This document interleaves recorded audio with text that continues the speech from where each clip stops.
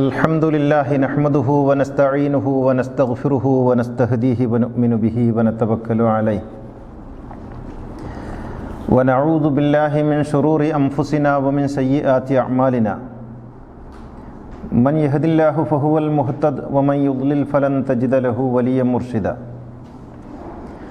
അഷ്ഹദു അൻ ലാ ഇലാഹ ഇല്ലല്ലാഹു വഹ്ദഹു ലാ ശരീക ലഹു വഅഷ്ഹദു അന്ന നബിയ്യനാ മുഹമ്മദൻ അബ്ദുഹു വറസൂലുഹു അർസലഹു ബിൽ ഹുദാ വദീനിൽ ഹഖ് ലിയുദ്ഹിറഹു അലദ്ദീനി കുല്ലിഹി വലൗ കരിഹൽ മുശ്രികൂൻ. അല്ലാഹുമ്മ സ്വല്ലി അലാ മുഹമ്മദിൻ വആലി മുഹമ്മദ് കമാ സ്വല്ലൈത അലാ ഇബ്രാഹീമ വആലി ഇബ്രാഹീം വബാരിക് അലാ മുഹമ്മദിൻ വആലി മുഹമ്മദ് കമാ ബാരക്ത അലാ ഇബ്രാഹീമ വആലി ഇബ്രാഹീമ ഫിൽ ആലമീന ഇന്നക ഹമീദും മജീദ്. യാ അയ്യുഹല്ലദീന ആമനു തഖുല്ലാഹ ഹഖ്ക തുഖാതിഹി ഫലാ തമൂതുന്ന ഇല്ലാ വഅൻതും മുസ്ലിമൂൻ. അഊദു ബില്ലാഹി മിനശ് ശൈത്വാനിർ റജീം. ബിസ്മില്ലാഹിർ റഹ്മാനിർ റഹീം. മാ കാന അലൻ നബിയ്യി മിൻ ഹറജിൻ ഫീമാ ഫറളല്ലാഹു ലഹു സുന്നത്തല്ലാഹി ഫില്ലദീന ഖലൗ മിൻ ഖബ്ൽ വകാന അംറുല്ലാഹി ഖദറൻ മഖ്ദൂറ. അല്ലദീന യുബല്ലിഗൂന റിസാലാത്തില്ലാഹി വയഖ്ശൗനഹു വലാ യഖ്ശൗന അഹദൻ ഇല്ലല്ലാഹ് വകഫാ ബില്ലാഹി ഹസീബ. സഹോദരന്മാരെ, സഹോദരികളെ, തഖ്വയുള്ളവരായിരിക്കണമെന്ന് ഉണർത്തുകയാണ് അള്ളാഹു നമ്മെ എല്ലാവരെയും നല്ല സ്വഭാവ ഗുണങ്ങളുള്ള ഉത്തമരായ മനുഷ്യരിൽ ഉൾപ്പെടുത്തി അനുഗ്രഹിക്കുമാറാകട്ടെ.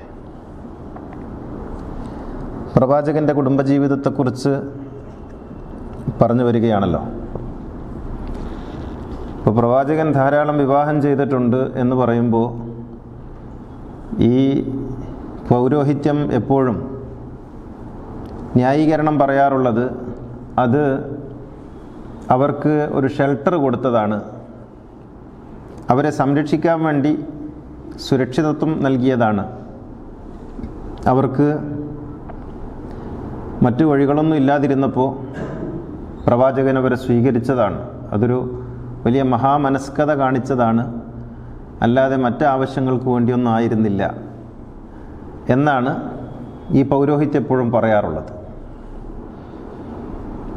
പ്രവാചകൻ അങ്ങനെ വിവാഹം ചെയ്തിട്ടില്ല എന്ന് നമ്മൾ പറയുമ്പോൾ അവർ പറയല്ല, ഉമ്മഹാത്തുൽ മുഅ്മിനീനാണ്, കല്യാണം ചെയ്ത് കഴിച്ചിട്ടുണ്ട്, അത് പക്ഷേ ലൈംഗികതയ്ക്ക് വേണ്ടിയൊന്നും ആയിരുന്നില്ല എന്ന് പറയും.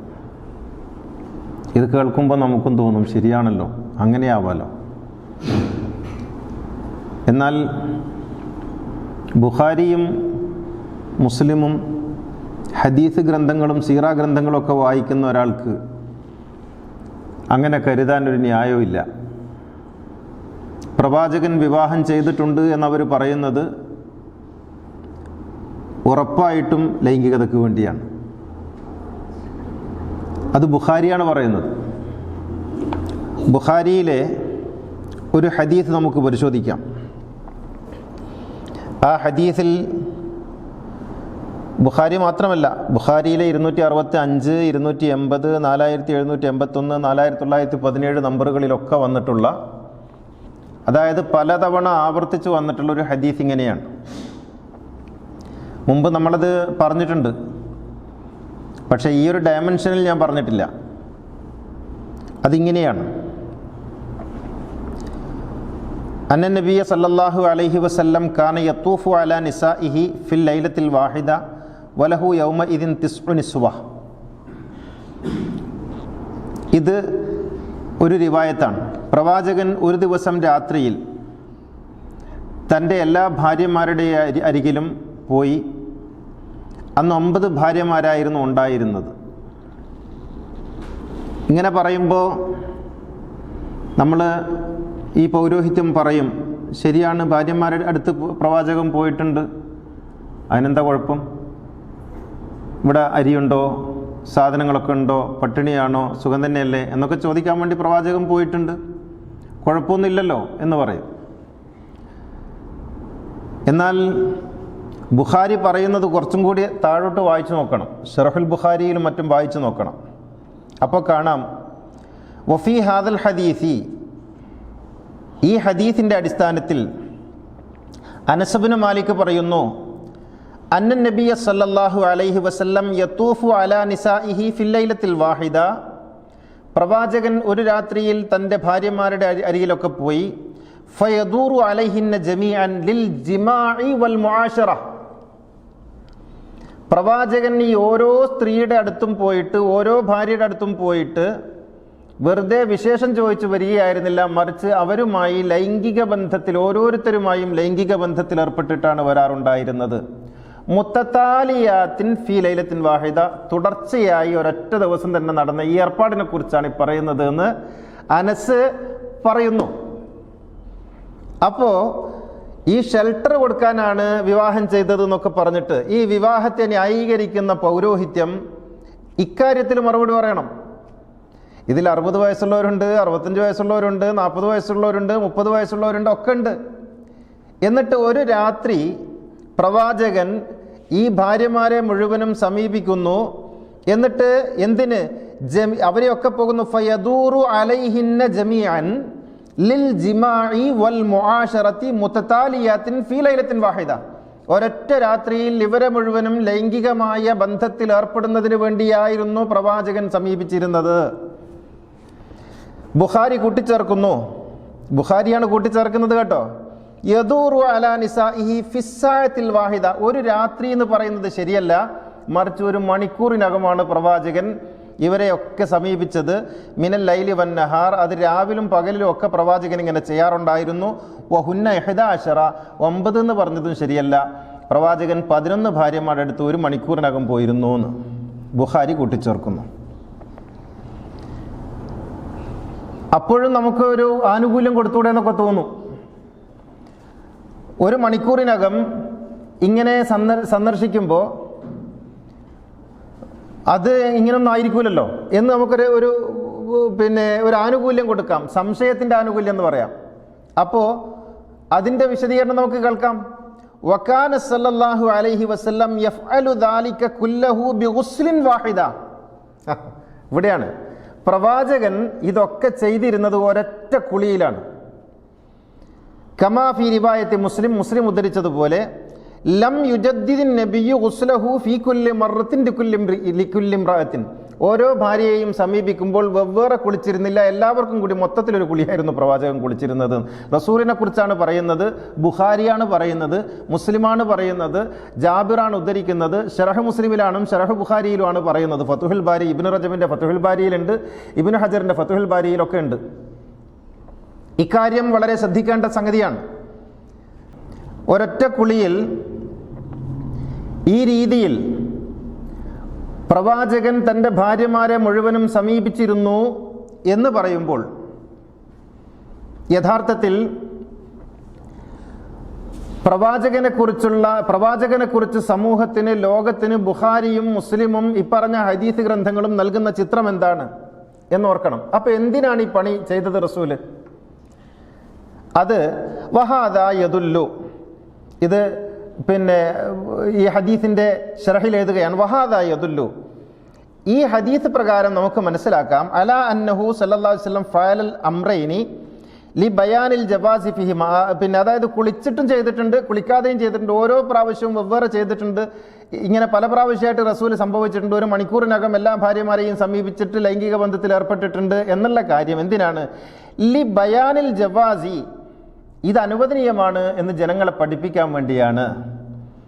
ബയാനുൽ മഖ്തസല്ലാഹു ബിഹി റസൂലുള്ളാഹി മിനൽ ഖുവ്വത്തി ഫി നിക്കാഹ്, പ്രവാചകൻ അല്ലാഹു നൽകിയ അസാധാരണമായ ശേഷിയുടെയും ശക്തിയുടെയും തെളിവ് സമൂഹത്തെ ബോധ്യപ്പെടുത്തുന്നതിന് വേണ്ടിയാണ് ഇക്കാര്യങ്ങളൊക്കെ ചെയ്തിട്ടുള്ളത് എന്ന് ബുഖാരി എഴുതി വെക്കുന്നു, മുസ്ലിം എഴുതി വെക്കുന്നു, അതിൻ്റെ ശറഹിൽ എഴുതി വെക്കുന്നു.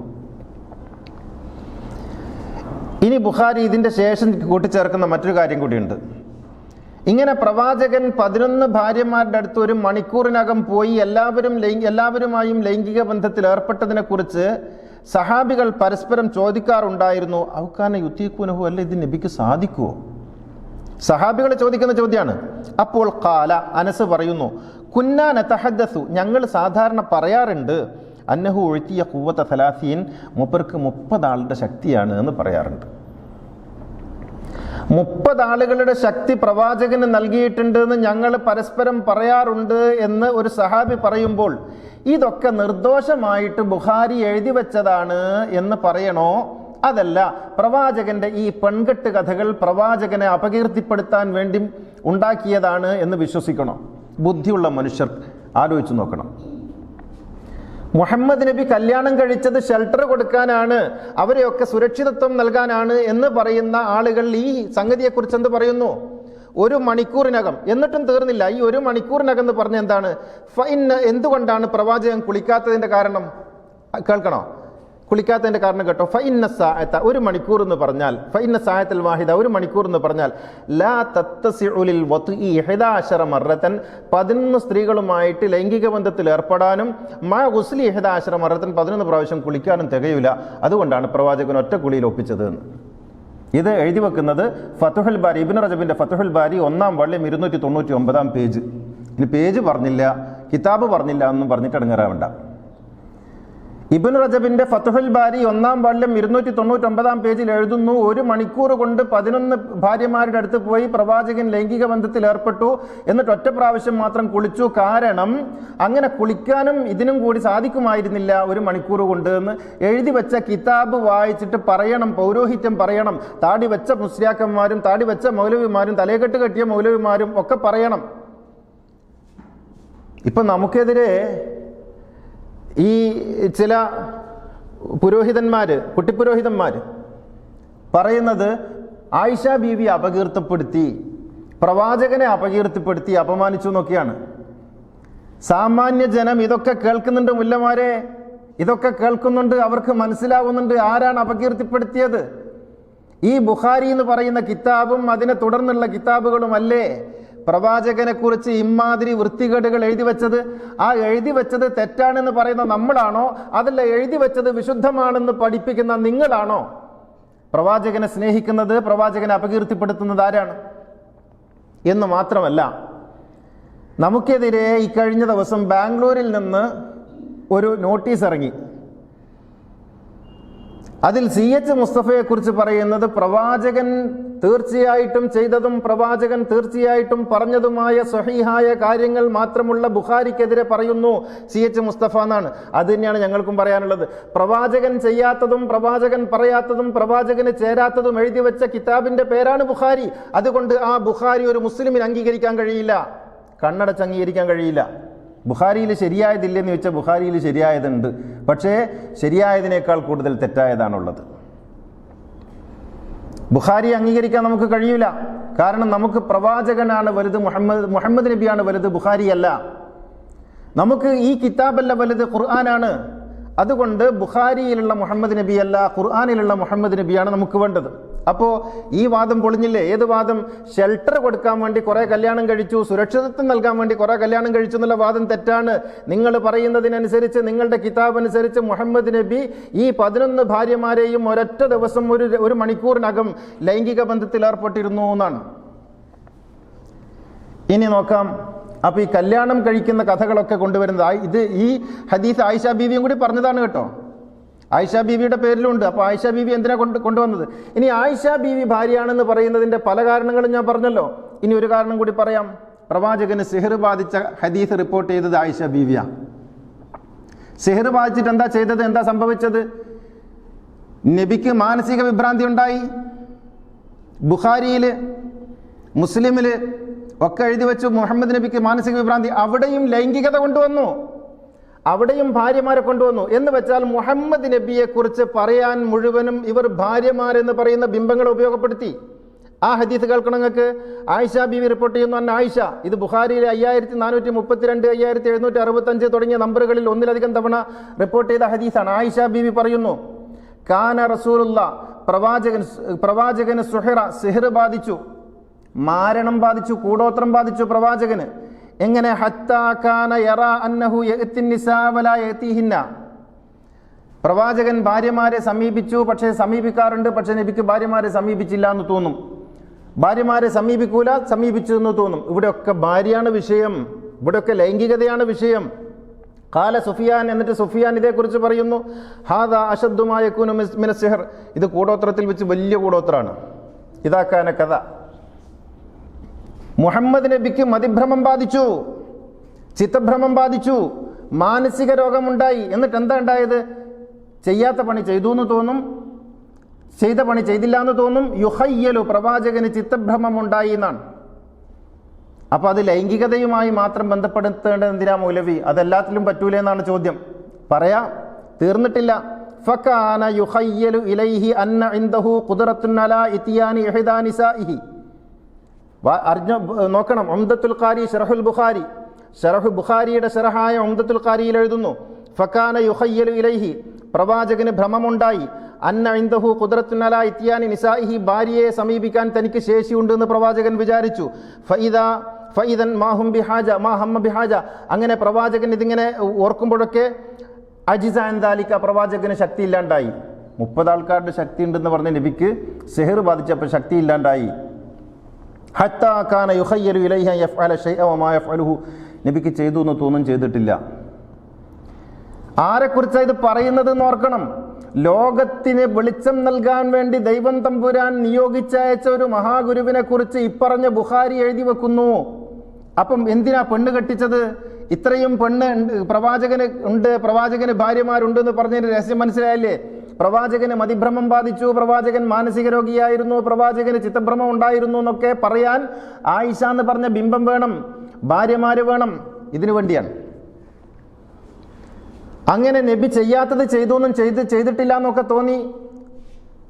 പ്രവാചകൻ ഇങ്ങനെ ലൈംഗികമായ ശക്തി ക്ഷയം ഉണ്ടായി.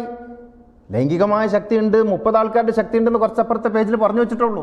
ഇപ്പുറത്ത് പറയുന്നു അത് സാധിച്ചില്ല, നബി ഇങ്ങനെ ആഗ്രഹത്തോടു കൂടി പോകും, പക്ഷെ അശക്തനായി പോകും. അങ്ങനെ പ്രവാചകന്റെ പൗരുഷവും പോയി. നിങ്ങൾ ആലോചിച്ച് നോക്കണം. ഇങ്ങനെ ഓരോന്ന് പ്രവാചകനെ കുറിച്ച് എഴുതി വെച്ചിരിക്കുന്നു. ഉംദത്തുൽ ഖാരിയിൽ 15-ാമത്തെ വോള്യം 98-ാമത്തെ പേജിൽ എഴുതി വെച്ചതാണ് ഞാൻ ഈ വായിച്ചത്. അപ്പൊ എന്തിനാണ് ആയിഷ ബീവി ഭാര്യയാണെന്ന് പറയുന്നത് മനസ്സിലായില്ലേ? എന്തിനാണ് പ്രവാചകൻ ഇത്രയും ഭാര്യമാരുണ്ടായിരുന്നതെന്ന് പറയുന്നത് മനസ്സിലായില്ലേ? പ്രവാചകനെ ഇമാതിരി വൃത്തികേടുകളിൽ കൊടുക്കുന്നതിന് ഇതൊക്കെ വേണം. തീർന്നില്ല, ഒരു സംഭവം കൂടി പറയാം. ഇത് ഞാൻ മുമ്പ് പറഞ്ഞിട്ടുണ്ട്, പക്ഷേ ഈ കാര്യവുമായി ബന്ധപ്പെടുത്തിക്കൊണ്ട് മനസ്സിലാക്കുമ്പോൾ അതിന് വേറെ ചില തലങ്ങൾ കൂടി കൈവരുന്നുണ്ട്. പ്രവാചകൻ ഒരിക്കൽ, ആ ജാബിർ റിപ്പോർട്ട് ചെയ്യാണ്, അനസും ജാബിറും ആയിഷയും ഒക്കെയാണല്ലോ റിപ്പോർട്ട് ചെയ്യുന്നത്. ജാബിർ റിപ്പോർട്ട് ചെയ്യാണ്, അന്ന റസൂലല്ലാഹി സ്വല്ലല്ലാഹു അലൈഹി വസല്ലം, പ്രവാചകൻ ഒരിക്കൽ റഅ ഇംറഅതൻ, ഒരു സ്ത്രീയെ കണ്ടു. എന്തപ്പോൾ ഒരു ഗുരു സ്ത്രീയെ കണ്ടാൽ, ഒരു മഹാപ്രവാചകൻ സ്ത്രീയെ കണ്ടാൽ എന്താണ്? അവരെ തൻ്റെ കാര്യങ്ങളൊക്കെ പഠിപ്പിക്കുകയും പറഞ്ഞു കൊടുക്കുകയൊക്കെ ചെയ്യും. അവരെ സമൂഹത്തിൻ്റെ, പ്രവാചകൻ പുരുഷന്മാരുടെ മാത്രം പ്രവാചകനല്ലല്ലോ, സ്ത്രീകളുടെയും കൂടി പ്രവാചകനല്ലേ. പക്ഷെ ഇവിടെ സംഭവിച്ചെന്താണെന്നറിയോ? ഫഅജബത്ഹു, പ്രവാചകന്റെ ഉള്ളിൽ കാമമുണ്ടായി. അയജബത്തുഹു എന്ന് പറഞ്ഞാൽ അതിശയമുണ്ടായി എന്നാണ്. പക്ഷേ ഇതിൻ്റെ വിശദീകരണം കിതാബുകളിലൊക്കെ എഴുതി വെച്ചിട്ടുണ്ട്. ഇത് മുസ്ലിമിലുള്ളതാണ്, അഹമ്മദിലുള്ളതാണ്. അതിൽ എഴുതി വെച്ച എന്താണെന്ന് വെച്ചാൽ, പ്രവാചകന്റെ മനസ്സിൽ കാമമുണർന്നു ഒരു സ്ത്രീയെ കണ്ടപ്പോഴേ. അങ്ങനെ അത്താ സൈനബ, പ്രവാചകൻ സൈനബിൻ്റെ അടുത്തേക്ക് ഓടി, ഭാര്യയുടെ അടുത്തേക്ക് ഓടി. അങ്ങനെ വഹിയ തംഅസു മനിഅത്തൻ, അവര് എന്തോ അലക്കുകയെ അതുപോലുള്ള പണി എന്തോ ചെയ്യായിരുന്നു. ആ സമയത്ത് വഖളാ മിൻഹാ ഹാജത്തൻ, പ്രവാചകൻ അവരുമായി അപ്പം തന്നെ ലൈംഗിക ബന്ധത്തിൽ ഏർപ്പെട്ടു. നോക്കണം നിങ്ങൾ, ഒരു പ്രവാചകനെ കുറിച്ച് പറയാണ്, മുഹമ്മദ് നബിയെ കുറിച്ച് പറയാണ്. ഇവർ മുഹമ്മദ് നബിയുടെ പോരിശമൊക്കെ പറഞ്ഞിട്ട്, മുഹമ്മദ് നബിയുടെ സ്നേഹമൊക്കെ പറഞ്ഞിട്ട് ഇങ്ങനെ നിലവിളിക്കുമല്ലോ. മുസ്ലിം 1403 നമ്പർ റിപ്പോർട്ട് ചെയ്ത ഹദീസാണിത്. അഹമ്മദ് 14537 നമ്പർ റിപ്പോർട്ട് ചെയ്ത ഹദീസാണ് ഞാൻ ഈ വായിക്കുന്നത്. ഒരു സ്ത്രീ ഇങ്ങനെ നടന്നു പോകുന്നത് കണ്ടപ്പോൾ പ്രവാചകന്റെ ഉള്ളിൽ കാമമുണർന്നു. ഓടിപ്പോയി സൈനബ് എന്ന് പറയുന്ന ഭാര്യ അലക്കിക്കൊണ്ടിരിക്കുമ്പോൾ അവരെ അവിടെ നിന്ന് പിടിച്ചു കൊണ്ടുപോയിട്ട് ലൈംഗിക ബന്ധത്തിൽ ഏർപ്പെട്ടിട്ട് തിരിച്ചു വന്നിട്ട് പറഞ്ഞു, ഇങ്ങനെ ചെയ്യണം എല്ലാവരും എന്ന്.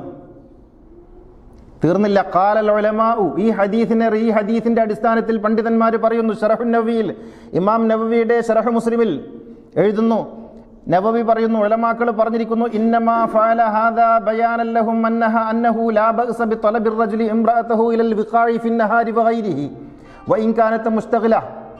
ഒരു സ്ത്രീ എന്ത് ജോലി ചെയ്യുമ്പോഴും ഒരു പുരുഷന് അവളെ ലൈംഗികമായി ബന്ധപ്പെടണമെന്ന് ആഗ്രഹിച്ചാൽ അപ്പം തന്നെ ബന്ധപ്പെടാനുള്ള അനുവാദം ജനങ്ങളെ പഠിപ്പിക്കുന്നതിന് വേണ്ടിയാണ് മുഹമ്മദ് നബി ഇപ്രകാരം ചെയ്തത്.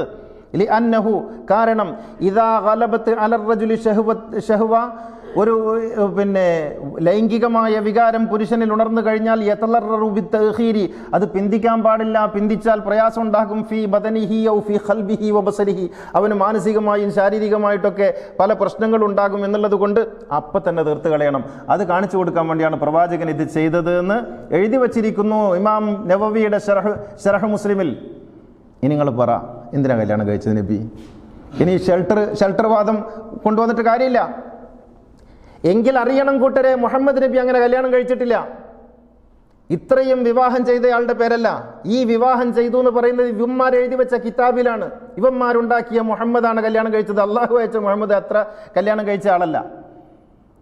ഈ വിവാഹങ്ങളൊക്കെയും എഴുതി വെച്ചത് മുഹമ്മദ് നബിയുടെ വ്യക്തിത്വത്തെ ചീത്തയാക്കാൻ, തകർക്കാൻ, കളങ്കപ്പെടുത്താൻ, തേജോവധം ചെയ്യുന്നതിന് വേണ്ടി മാത്രമാണ്. നിങ്ങൾ പറയും, ഈ കഥകളൊക്കെ ഏതോ നാലാംകിട കിതാബിലല്ല, വിശുദ്ധ ബുഖാരിയിൽ, വിശുദ്ധ മുസ്ലിമിൽ, വിശുദ്ധ അഹമ്മദിൽ, വിശുദ്ധ അബൂദാവൂദിലൊക്കെ എഴുതി വെച്ച് ഇപ്പോഴും പഠിച്ചുകൊണ്ടിരിക്കുന്ന നമ്മുടെ ഈ മൊല്ലമാരൊക്കെയും താങ്ങി നടക്കുന്ന വിശുദ്ധ ഗ്രന്ഥങ്ങളിൽ എഴുതി വെച്ച കാര്യങ്ങളാണ് ഞാൻ ഈ വായിച്ചത്.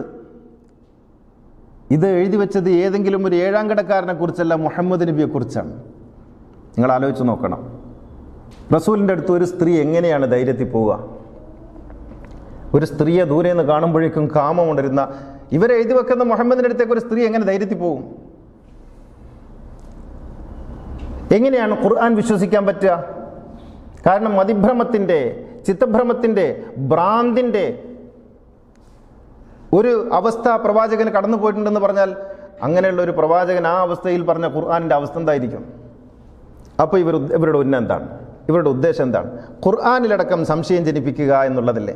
മുഹമ്മദ് നബി കൊള്ളാത്തയാളാണെന്ന് വരുത്തി തീർക്കുക എന്നല്ലേ? ഇതാണ് കഥ. അപ്പോൾ ഇനി ഈ വിവാഹവുമായിട്ട് ബന്ധപ്പെട്ട് ഖുത്ബകൾ ഇനി കുറേ നീട്ടിക്കൊണ്ടുപോകാൻ ഞാൻ ആഗ്രഹിക്കുന്നില്ല. ഞാൻ പറഞ്ഞു വന്നത് ഇതാണ്. പ്രവാചകൻ ഇത്രയധികം വിവാഹം ചെയ്തു എന്ന് പറയുന്നതും ആയിഷ ബീവി പ്രവാചകന്റെ പത്നിയായിരുന്നു എന്ന് പറയുന്നവർക്കൊക്കെ കൃത്യമായ അജണ്ടയുണ്ട്. അവരിലൂടെയാണ് ഇമ്മാതിരി ഹദീസുകളൊക്കെ എഴുതിവിട്ടത്.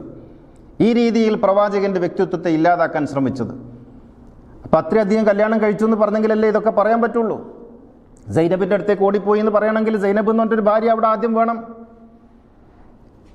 ഇങ്ങനെയൊക്കെ ചെയ്തു എന്ന് ആയിഷ ബീവി പറയണമെങ്കിൽ, സെഹർ ബാധിച്ചു എന്ന് പറയണമെങ്കിൽ ആയിഷ ബീവി എന്ന് പറഞ്ഞൊരു ഭാര്യ അവിടെ വേണം. അപ്പോൾ അങ്ങനെ ആദ്യം ബിംബങ്ങൾ ഉണ്ടാക്കി വെച്ചു. എന്നിട്ട് അവരിലൂടെ സംസാരിപ്പിച്ചു പ്രവാചകനെ കുറിച്ച്. എന്നിട്ട് ഈ സമൂഹം മുഴുവനും മനസ്സിലാക്കിയിട്ടുള്ള മുഹമ്മദ് നബി കിതാബിലുള്ള മുഹമ്മദ് നബിയാണ്. എന്നാൽ ഒരു വിശുദ്ധ മുഹമ്മദ് നബിയുണ്ട്, മേഘത്തേക്കാൾ ശുഭ്രതയാർന്ന, ധവളിമയാർന്ന, മഞ്ഞിനേക്കാൾ വിശുദ്ധമായ, സൂര്യനേക്കാൾ തേജസ്സുള്ള, ഈ പ്രപഞ്ചം മുഴുവനും നിറഞ്ഞു നിൽക്കുന്ന ഒരു മുഹമ്മദുണ്ട്, മഹാഗുരുവായ മുഹമ്മദ്.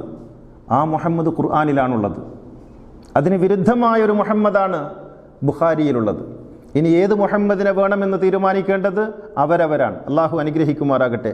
അഖൂലു ഖൗലി ഹാദാ വ അസ്തഗ്ഫിറുല്ലാഹൽ അലീം ലി വലക്കും വ അസ്തഗ്ഫിഹി അന്നി വ അൻകും വ അൻ ജമീഇൽ മുസ്ലിമീന വൽ മുഅ്മിനീന അജ്മഈന ഫസ്തഗ്ഫിറൂഹു ഇന്നഹു ഹുവൽ ഗഫൂറുർ റഹീം. അൽഹംദുലില്ലാഹില്ലദീ ഹദാനാ ലിഹാദാ വമാ കുന്നാ ലിനഹ്തദിയ ലൗലാ അൻ ഹദാനല്ലാഹ്. الصلاة والسلام على سيدنا محمد سيد الكونين محبوب رب المشرقين والمغربين خاتم الأنبياء سيد المرسلين مراد المشتاقين محبوب العاشقين جد الحسن والحسين صاحب الحرمين وابن الذبيحين سيدنا محمد بن عبد الله بن عبد المطلب صلى الله عليه وعلى آله وصحبه الذين جاهدوا بأموالهم في سبيل الله وباعوا نفوسهم لدين الهدى رضي الله عنهم ورضوا عنه ذلك لمن خشي ربه إن الله وملائكته يصلون على النبي يا أيها الذين آمنوا صلوا عليه وسلموا تسليما. സഹോദരികളെ, തഖ്വയുള്ളവരായിരിക്കണമെന്നൊന്നുകൂടി ഉണർത്തുകയാണ്. അടുത്ത വെള്ളിയാഴ്ച പെരുന്നാളാണ്, 6-ാം തീയതി, വ്യാഴാഴ്ച അറഫയാണ്. ലോകം മുഴുവനും ഇപ്പോൾ ഈ ദൃശ്യമാധ്യമങ്ങളും സോഷ്യൽ മീഡിയകളൊക്കെ ഉള്ള കാലത്ത്, ഈ ഇൻ്റർനെറ്റിൻ്റെ കാലത്ത്, അറഫ ഏത് ദിവസമാണെന്ന് മുൻകൂട്ടി പറയേണ്ടതോ കഴിഞ്ഞതിന് ശേഷം അറിയേണ്ടതോ ഒന്നുമില്ല. അപ്പം ലൈവായിട്ട് നമുക്ക് കാണാം, അറിയാം. ലോകത്തിൻ്റെ നാനാഭാഗത്തു നിന്നും വന്ന ലക്ഷക്കണക്കിന് ഹാജിമാർ അറഫയിൽ നിൽക്കലാണ് ഹജ്ജിൻ്റെ പ്രധാനപ്പെട്ട കർമ്മങ്ങളിലൊന്ന്. അത് വ്യാഴാഴ്ചയാണ്. അന്നേ ദിവസം ലോകത്തുള്ള മുസ്ലിങ്ങളിൽ പലരും നോമ്പെടുക്കും. അത് വളരെ വിശുദ്ധമായ പുണ്യമാക്കപ്പെട്ട എന്നൊക്കെ പറഞ്ഞുകൊണ്ടാണ് ചെയ്യാറുള്ളത്. അങ്ങനെ സുന്നത്ത് നോമ്പുകൾ എല്ലാ സുന്നത്ത് നോമ്പുകളും സാധാരണ ഒരുപോലെ തന്നെയാണ്. എടുക്കാതിരിക്കാം. പക്ഷേ എടുക്കുന്നുണ്ടെങ്കിൽ അന്നാ എടുക്കേണ്ടത്. നമ്മുടെ നാട്ടിൽ പക്ഷേ അറഫ എന്നല്ലത്രേ, അറഫ വെള്ളിയാഴ്ചയാണ്. കാരണം മാസം കണ്ടിട്ടില്ല.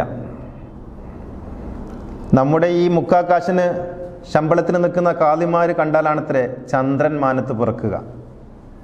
അല്ലല്ലോ, ചന്ദ്രൻ അതിൻ്റെ പണിയെടുത്തുകൊണ്ടിരിക്കും. ഈ കാളിയാക്കന്മാരെ കണ്ടാലും കണ്ടില്ലെങ്കിലും.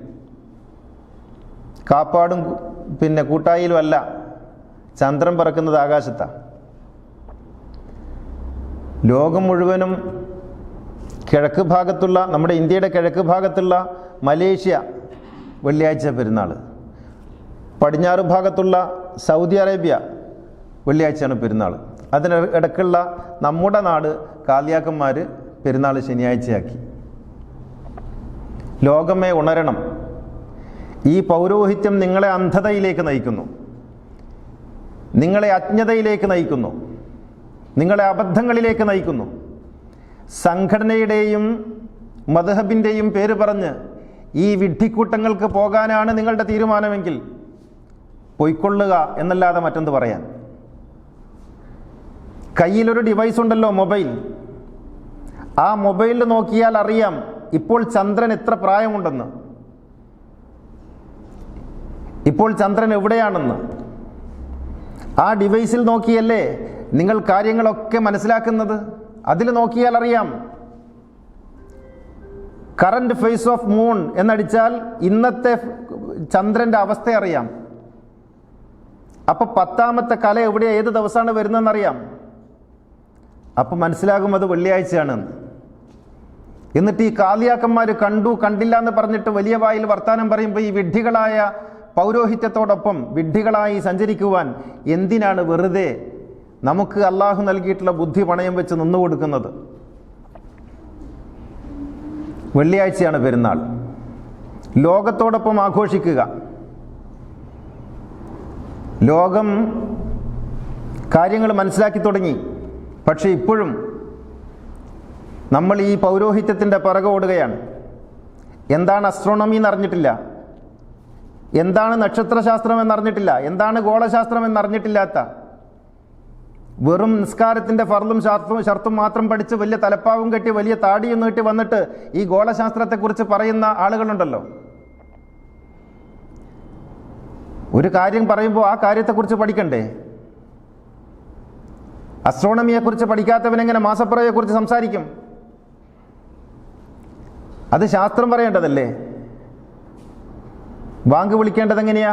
വാങ്ക് വിളിക്കേണ്ടത് നിഴലളന്നിട്ടാണ്. ഇപ്പം നിഴലളന്നിട്ടാണ് വാങ്ക് വിളിക്കുന്നത്. ക്ലോക്ക് നോക്കിയല്ലേ, വാച്ച് നോക്കിയിട്ടല്ലേ, മൊബൈൽ നോക്കിയിട്ടല്ലേ? അവിടെ ശാസ്ത്രം പറ്റും. കാരണം അവിടെ കാളിമാർക്ക് വലിയ റോളില്ല. എല്ലാ നേരവും നിഴലളന്നിട്ട് വാങ്ക് കൊടുക്കണം. ആ പറഞ്ഞതനുസരിച്ചാണെങ്കിൽ റസൂല് വാച്ച് നോക്കിയിട്ട് വാങ്ക് കൊടുത്തിട്ടില്ല. സഹാബികൾ ക്ലോക്ക് നോക്കിയിട്ട് വാങ്ക് കൊടുത്തിട്ടില്ല. താബികൾ ആരും മൊബൈൽ നോക്കിയിട്ട് വാങ്ക് കൊടുത്തിട്ടില്ല. അവരൊക്കെ നിഴലളന്നിട്ടാണ് വാങ്ക് കൊടുത്തത്. അങ്ങനെയാണെങ്കിൽ നമ്മൾ നിഴലളക്കണ്ടേ? ഈ മാസത്തിൽ മാത്രം എന്തേ കിതാബ്? ശാസ്ത്രത്തോടൊപ്പം സഞ്ചരിക്കണം. ശാസ്ത്രം എന്ന് പറയുന്നത് ആരോ ഉണ്ടാക്കിയതല്ല, അത് പടച്ചോൻ്റെതാ. ഈ ലോകത്ത് ഒളിഞ്ഞു കിടക്കുന്ന രഹസ്യങ്ങൾ കണ്ടെത്തുന്നതിൻ്റെ പേരാണ് ശാസ്ത്രം. അതുകൊണ്ടാണ് ഡിസ്കവറി എന്ന് പറയുന്നത്. കണ്ടെത്തലാണത്. അതനുസരിച്ച് 6-ാം തീയതിയാണ് ദുൽഹിജ്ജ 10, വെള്ളിയാഴ്ചയാണ് പെരുന്നാൾ. അന്ന് ആഘോഷിക്കണം. പൗരോഹിത്യം എപ്പോഴും ആഘോഷിക്കട്ടെ. ജനങ്ങളെ പറ്റിക്കുകയാണ്. ഈ ശനിയാഴ്ചയാണ് പെരുന്നാൾ എന്ന് പറയുന്ന പുരോഹിതന്മാരിൽ പലരും നോമ്പ് വ്യാഴാഴ്ച എടുക്കും. എന്നിട്ട് വെള്ളിയാഴ്ച 0 ഡേ ആയിട്ട് വെക്കും. ജനങ്ങളെ പറ്റിക്കുകയാണ്. അതുകൊണ്ട് വെള്ളിയാഴ്ച പെരുന്നാൾ ആഘോഷിക്കണം ലോകത്തോടൊപ്പം. നോമ്പെടുക്കുന്നവരാണെങ്കിൽ വ്യാഴാഴ്ച നോമ്പെടുക്കണം. അന്നാണ് അറഫയിൽ ആളുകൾ നിൽക്കുന്നത്. ഇവിടെ വെള്ളിയാഴ്ച പെരുന്നാളുണ്ട്, പെരുന്നാൾ നിസ്കാരമുണ്ട്. ഈ ഹാളിൽ രാവിലെ 7:30 നിസ്കരിക്കാൻ ഈ ഭാഗത്തുള്ള ആളുകൾ, മഴക്കാലമാണ്, ഈ ഭാഗത്തൊക്കെ ഉള്ള ആളുകൾക്ക് 7:30 ഇവിടെ എത്തിച്ചേരാൻ സാധിക്കുന്നവർക്ക് ഇവിടെ വരാം. ഇനി അല്ല, ഇവിടെ വരാത്ത ആളുകൾക്ക് അവരവരുടെ പ്രദേശങ്ങളിൽ അന്ന് നിസ്കരിക്കാൻ സൗകര്യം ഉണ്ടാക്കണം.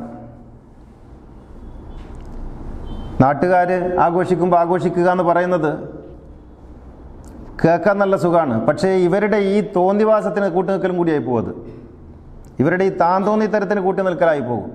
എത്ര കാലമാണ് ഈ സമൂഹം ഇങ്ങനെ അജ്ഞതയിൽ, അന്ധകാരത്തിൽ, ഇരുട്ടിൽ നടക്കുക? നിസ്കരിക്കണം. ഇനി ഒന്നുമില്ലെങ്കിൽ നിങ്ങൾ വീട്ടിൽ നിന്ന് നിസ്കരിക്കണം. ഭാര്യയും മക്കളും എല്ലാവരും കൂടിയിട്ട് പെരുന്നാൾ ഡ്രസ്സ് ഇട്ടിട്ട് നിസ്കരിക്കണം വെള്ളിയാഴ്ച ദിവസം. എന്നിട്ട് പറയണം ഞങ്ങൾ ഇന്നലെ നിസ്കരിച്ചു, ഇന്നലെയാണ് പെരുന്നാൾ എന്ന് പറയാൻ കഴിയണം. അതാണ് അന്തസ്സ്. ഈ പുരോഹിതന്മാരോടൊപ്പം സഞ്ചരിക്കലല്ല. പിന്നെ അന്നത്തെ ദിവസം ഉളുഹിയ്യത്താണ്, അർക്കൽ. പെരുന്നാളിന് ഒരുപാട് പോത്ത് ഷഹീദാകും, ഒരുപാട് മൂരി ഷഹീദാകും. ഈ മൂരിയെയും പോത്തിനെയും ഷഹീദാക്കലല്ല, അതിനെ ശുഹദാക്കളാക്കലല്ല, സ്വയം ഷഹീദാകലാണ് പെരുന്നാൾ. അതാണ് ബലി. സ്വയം ഷഹീദാകണം. എങ്ങനെ ഷഹീദാകണം? നമ്മുടെ ആദർശത്തിന് നാം സാക്ഷ്യം വഹിക്കണം. പോത്തിനെ കൊല്ലലൊരു ത്യാഗമൊന്നുമല്ല. അത് വലിയ നമ്മൾ വിചാരിക്കല്ലേ പോത്തിനെ കൊല്ലൽ എന്തോ ത്യാഗമാണെന്ന്. ഒരു ത്യാഗവുമില്ല. അത് പോത്തിനെ കൊല്ലാനുള്ള, പോത്തിനെ വാങ്ങാനുള്ള കാശുണ്ടെങ്കിൽ പോത്തിനെ ആർക്കും അറുത്തൂടെ? അത് വലിയ ത്യാഗമാകുന്നത് എങ്ങനെയാണ്? ത്യാഗം എന്താണ്? ഫസല്ലി ലിറബ്ബിക വൻഹർ. സ്വയം സമർപ്പിക്കണം, സ്വയം സമർപ്പിക്കണം. ഉദ്ഹിയ്യത്ത് എന്ന് പറഞ്ഞാൽ അതാണ്. നിങ്ങളുടെ കുടുംബത്തിൽ പാവപ്പെട്ടവരുണ്ടോ? നിങ്ങളുടെ അയൽപ്പക്കത്തുണ്ടോ? നിങ്ങളുടെ പ്രദേശത്തുണ്ടോ? അവർക്ക് കൊണ്ടുപോയി കൊടുക്ക് ഒരു പോത്തിൻ്റെ സംഖ്യ. ഇതാ 10,000 ഉറുപ്യ എൻ്റെ ഉദ്ഹിയ്യത്ത്. നിങ്ങളിതുകൊണ്ട് നിങ്ങളുടെ ആവശ്യങ്ങൾ നിർവഹിക്കണം. അതിനേക്കാൾ മഹത്തായ ഒരു ഉദ്ഹിയ്യത്ത് നിങ്ങൾക്ക് ചെയ്യാൻ കഴിയുമോ? നിങ്ങളുടെ നാട്ടിലുള്ളവർക്ക്, സ്വന്തം കുടുംബത്തിലുള്ളവർക്ക് നിങ്ങൾക്ക് ഒന്ന് കണ്ണടച്ച് ആലോചിച്ച് നോക്ക്. കുടുംബത്തിലുണ്ട് പ്രയാസമുള്ളവർ, ചോർന്നൊലിക്കുന്ന വീടുള്ളവരുണ്ട്, രോഗികളുണ്ട്, കഷ്ടപ്പെടുന്നവരുണ്ട്. അവർക്ക് കൊണ്ടുകൊടുക്ക്. പള്ളി കൊടുത്തിട്ട് ഉദ്ഹിയ്യത്ത് അറുത്തിട്ട്, ഈ പോത്തിനെ അറുത്തിട്ട് എന്ത് പുണ്യം നേടാനാ? ഈ പുരോഹിതന്മാർ പറഞ്ഞു പറ്റിക്കുകയാണ്. നമ്മുടെ അകമ്പൊരുളിൻ്റെ ഒരു ഉദ്ഹിയ്യത്ത് പദ്ധതിയുണ്ട്, ഒരു സമർപ്പണ ബലി പദ്ധതി. പാവപ്പെട്ട ആളുകളെ കണ്ടെത്തി അവർക്ക് ആവശ്യമുള്ള കാര്യങ്ങൾ ചെയ്തു കൊടുക്കുന്ന ഒരു പദ്ധതി. അതിലേക്കും നിങ്ങൾക്ക് സംഭാവന ചെയ്യാം. 5,000 ഉറുപ്യ തരാൻ കഴിയുന്നവർ അതിൽ കൊടുക്കുക. അതിൽ താഴെയുള്ളവർക്കും കൊടുക്കാം. പക്ഷേ അതിൽ താഴെയുള്ളവർ കൊടുക്കേണ്ടതില്ല. കാരണം 5,000 രൂപയെങ്കിലും കൊടുക്കാൻ സാധിക്കാത്തവർ അവരവരുടെ കാര്യം നിർവഹിക്കല്ലേ വേണ്ടത്, സന്തോഷത്തോടു കൂടി. കുടുംബത്തിൽ മക്കൾക്ക് നല്ല വസ്ത്രമൊക്കെ വാങ്ങിക്കൊടുത്തിട്ട്. ഇനി നിങ്ങൾക്ക് അങ്ങനെ ആഗ്രഹമുണ്ടെങ്കിൽ അതിൽ താഴെയുള്ള സംഖ്യയും സ്വീകരിക്കും. പക്ഷേ 5,000 എങ്കിലും കൊടുക്കാൻ കഴിവുള്ളവർ കൊടുത്താൽ മതി എന്നാണ് ഞാൻ പറയാം. ബാക്കിയുള്ളത് കുടുംബത്തോടൊപ്പം സുഖമായി ആഘോഷിക്കുക. വെള്ളിയാഴ്ച പറ്റുമെങ്കിൽ ഈ ഈദ്ഗാഹിൽ വരിക, അല്ലെങ്കിൽ വെള്ളിയാഴ്ചയുള്ള മറ്റ് ഈദ്ഗാഹുകളിൽ പങ്കെടുക്കുക. അതിനും കഴിയുന്നില്ല വീട്ടിൽ നിസ്കരിക്കുക. എന്നിട്ട് ധൈര്യപൂർവ്വം പറയാം ഞങ്ങൾ ഇന്നലെ പെരുന്നാൾ നിസ്കരിച്ചു എന്ന് പറയാം.